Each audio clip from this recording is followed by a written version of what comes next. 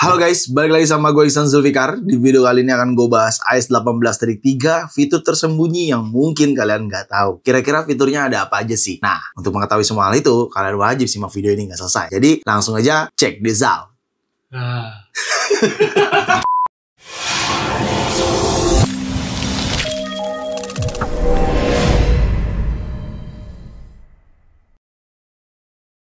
Ya, setelah beberapa hari lalu iOS 18.3 resmi dirilis ke seluruh pengguna iPhone, dan mungkin teman-teman kalau misalkan ada yang belum menonton, silahkan nonton video gue yang ini. Di situ udah gue jelasin semua fitur iOS 18.3. Tetapi, meskipun di video tersebut udah gue jelasin panjang lebar, fitur-fitur yang hadir, tetap ada fitur secrets, alias fitur tersembunyi yang akhirnya gue menemukan gitu, dan gue pengen share ke kalian. Ada beberapa fitur tersembunyinya di iOS 18.3. Gue mulai dari yang fitur pertama, yaitu terkait Visual Intelligence. Ya, memang fitur ini hanya untuk teman-teman iPhone yang mendukung fitur Apple Intelligence, karena Visual Intelligence ini berhubungan sama kamera kontrol.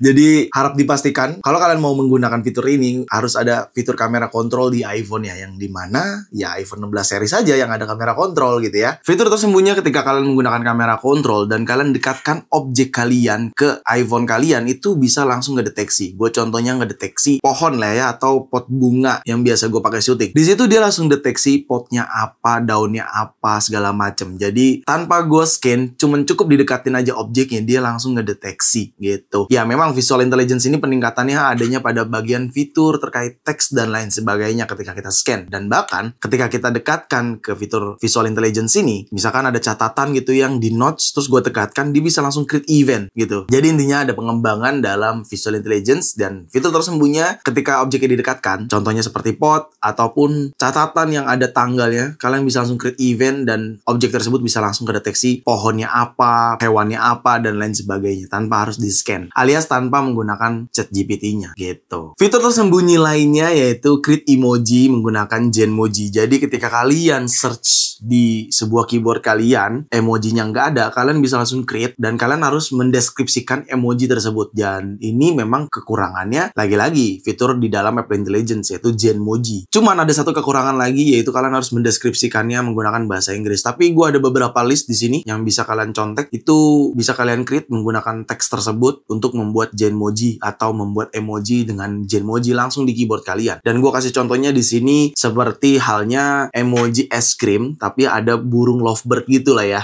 Jadi untuk deskripsinya seperti ini, lalu gue tinggal send it aja atau kirim aja, maka si Genmoji ini akan mendeteksi deskripsi teks yang gue udah jabarkan. Jadi emojinya akan hasilnya seperti itu, dan bisa terus ngegenerate ketika kalian slide ke kanan, dia akan terus ngegenerate hasil emojinya. Cuman intinya dari fitur Genmoji ini yang bisa gue garis bawahi, kalian harus lebih detail mendeskripsikannya dan harus lebih rasional menurut gue ya, karena ya kita tahu fitur Apple Intelligence ini kan sebenarnya belum mendukung bahasa Indonesia, jadi deskripsinya itu menggunakan bahasa Inggris tapi harus yang tepat menurut gue. Kalau misalkan nggak tepat, dia bisa jadi meleset gitu cuy. Nah makanya tuh gue kasih contoh beberapa aja, dan kalian bisa kembangin lagi setidaknya mirip-mirip seperti deskripsi yang gue berikan tadi. Dan ya kalian bisa langsung buat emoji di dalam keyboard. Ketika emoji yang di dalam keyboard tidak ada, ya kalian bisa langsung create dengan ekspresi kalian sendiri, seperti itu. Selanjutnya fitur lock exposure atau lock focus juga, dan ini berhubungan sama kamera kontrol lagi-lagi. Ya gue rasa memang iOS terbaru yang akan datang juga pastinya akan berhubungan sama iPhone 16 series dan fitur-fitur Apple Intelligence.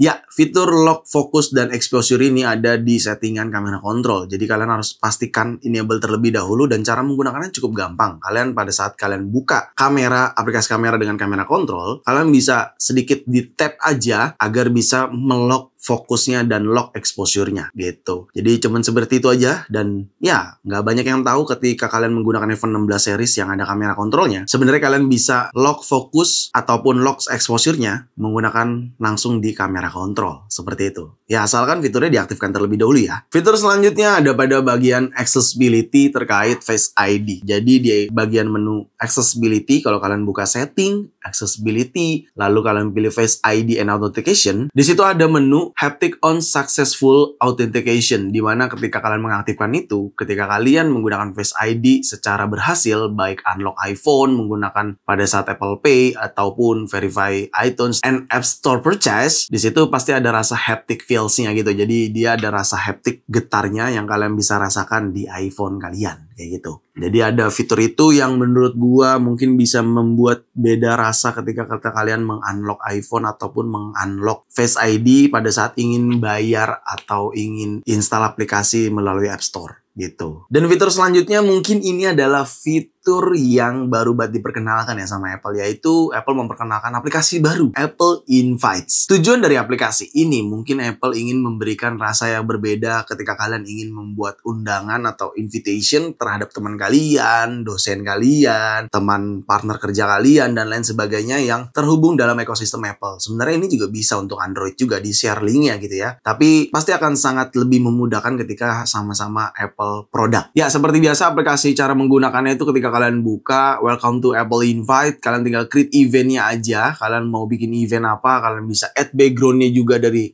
yang pertamanya nih di sini. Ada banyak pilihan varian backgroundnya di sini yang bisa kalian sesuaikan sesuai kesukaan teman-teman semua. Dan kalian bisa menamakan eventnya itu apa, tanggalnya berapa, locationnya di mana, terus hostnya siapa gitu ya. Kalian bisa add descriptionnya juga, lalu kalian bisa create album serta share playlistnya. Ya intinya ini sebuah invitation aja sih buat teman-teman yang memang pengen ada ketemu meeting atau mau ngobrol bareng atau mau ada acara ulang tahun gitu ya. Bisa menggunakan Apple Invite ini secara langsung menggunakan Apple ID yang pastinya harus berlangganan iCloud Plus dulu. Jadi kalian harus menggunakan itu dan ya kalian bisa menggunakan aplikasi Apple Invites untuk share invitation ke teman-teman kalian gitu. Installnya sih free ya. Installnya tuh downloadnya free, tapi ya ada beberapa terms and condition yang memang diperlukan. Salah satunya yaitu kalian harus berlangganan iCloud Plus terlebih dahulu. Kayak gitu, oke? Nah, itu tadi beberapa fitur-fitur tersembunyi di iOS 18.3 yang sudah gue dapatkan. Kalau teman-teman juga menemukan fitur-fitur tersembunyi lainnya lagi, bisa tulis di komen bawah. Dan ya, saat ini yang bisa gue temukan cuma itu aja. Gue nggak tahu ke depannya mungkin akan ada lagi fitur-fitur tersembunyi yang mungkin gue sendiri juga nggak tahu ya. Tapi ya, terkadang fitur-fitur itu memang tidak diperkenalkan, cuman tiba-tiba ada aja ditambahin. Makanya disebutnya fitur tersembunyi gitu. Jadi ya, itu doang kayaknya yang bisa gue share. Semoga sangat bermanfaat buat teman-teman semua. Jangan lupa untuk like video ini, share video ini ke sosial media kalian, ke grup WhatsApp, ke grup TikTok, ke grup apapun. Kalian share aja sebanyak-banyaknya. Dan pastikan kalian mendukung channel ini dengan cara subscribe channel ini. So, see you next video. Bye-bye.